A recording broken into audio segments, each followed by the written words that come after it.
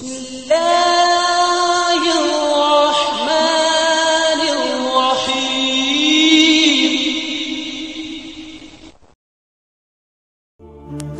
میرے دوستو، ایک مرتبہ حضور نبی کریم اپنے چچا کے ساتھ ایک قافلے میں یمن تشریف لے گئے۔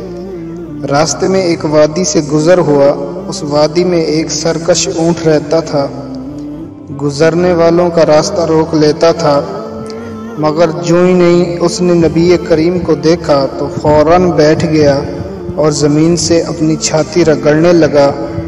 آپ اپنے اونٹ سے اتر کر اس پر سوار ہو گئے۔ اب وہ آپ کو لے کر چلا اور وادی کے پار اونٹ آر پار تک لے گیا۔ اس کے بعد آپ نے اس اونٹ کو چھوڑ دیا۔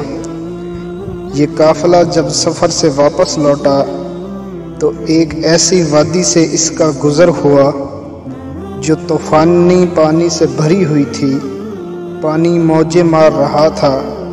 یہ دیکھ کر آپ نے قافلے والوں سے فرمایا، میرے پیچھے پیچھے آؤ۔ پھر آپ اطمینان سے وادی میں داخل ہو گئے۔ باقی لوگ بھی آپ کے پیچھے تھے۔ اللہ تعالیٰ نے اپنی قدرت سے پانی خشک کر دیا اور آپ پورے قافلے کو لیے پار ہو گئے۔